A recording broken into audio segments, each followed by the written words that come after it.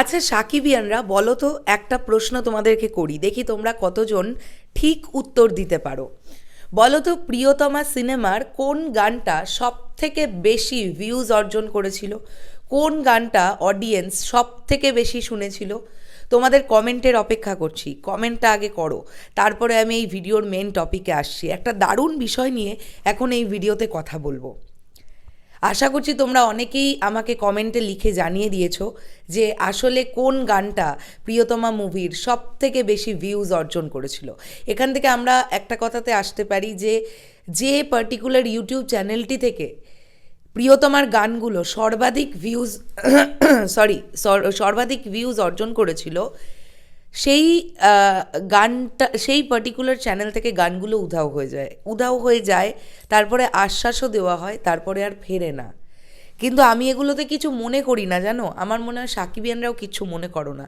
সাকিবিয়ানদের পাওয়ারটা যত না, এইগুলো করে সাকিবিয়ানদের পাওয়ার আটকানোই যাবে না। এইরকম মানে এইরকম ভিউজ, 100 মিলিয়ন ভিউজ, এরকম আসন্ন সাকিব ভাইয়ার যে কটা সিনেমা আছে, দরদ, রাজকুমার, তুফান, প্রত্যেকটা গানের এই রকম ভিউজ আমরা সাকিবিয়ানরা সবাই ভিউজ জেনারেট করে দেখিয়ে দেব যে কেবলমাত্র প্রিয়তমা গানেই না, সাকিব ভাইয়ার সিনেমা এলেই সেই গানগুলোতে আমরা এতটাই ভিউজ দিতে পারি। যাই হোক, এইবারে আসি, কোন গানটা সর্বোচ্চ ভিউড গান ছিল প্রিয়তমা মুভির, সেটা হচ্ছে ও প্রিয়তমা, অর্থাৎ যেটা রোম্যান্টিক ট্র্যাক। একটা ব্যাপার দেখলাম, এত ভালো লাগলো, ব্যাপারটাকে আমি অ্যাপ্রিসিয়েট করি, আমি আশা করি তোমরাও অ্যাপ্রিসিয়েট করবে। একজন শিল্পী, তিনি একটি গান গাইলেন, সেই গানটিকে লিখেছেন অন্য একজন শিল্পী, আবার গানটির সুর বসিয়েছেন অন্য একজন শিল্পী। তো অনেকের একটা কম্বিনেশনে তবে কিন্তু গিয়ে একটা গান দাঁড়ায়।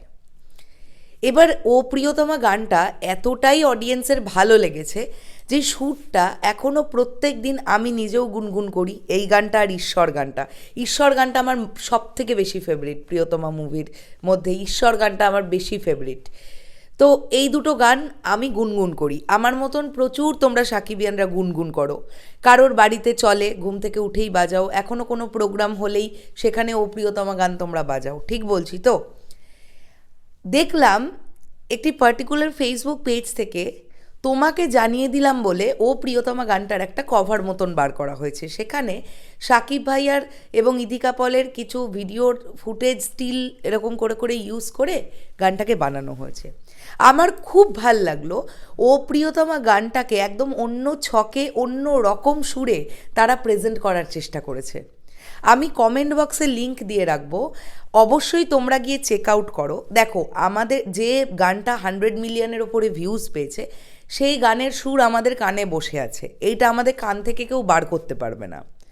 অর্থাৎ যত কথা রাখা ছিল এই বুকে জমা, তোমাকে জানিয়ে দিলাম ও প্রিয়তমা, এই গানটা আমাদের সকলের মনে আছে। কিন্তু তোমরা দেখবে এই যে নতুনত্বভাবে, নতুন সুর দিয়ে, নতুনভাবে সেটাকে একটা প্রেজেন্ট করার চেষ্টা করেছে পার্টিকুলার এই টিমটি, বা যারা করেছেন, আমি প্রত্যেকের কথা বলছি। আমি কমেন্ট বক্সে একটা লিংক দিয়ে রাখছি, তোমরা সেখান থেকে গিয়ে গানটা শোনো, দেখো তো তোমাদের কেমন লাগলো গানটা, সেইটা কমেন্ট করে জানাতে কিন্তু কেউ ভুলবে না। যে লিঙ্কটি থেকে গানটি শুনবে তাদেরকেও কমেন্ট করে জানিও।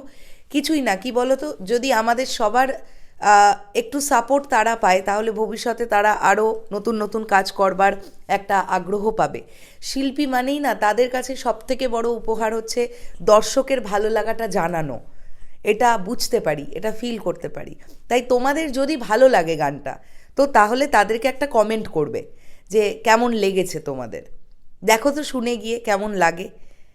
আমি ভাবলাম যে আমি যখন সাকিব ভাইয়াকে নিয়ে এত ভিডিওস করি, এত ভালো একটা প্রচেষ্টা, সেটাকেও তোমাদের সামনে আমি নিয়ে আসার চেষ্টা করি।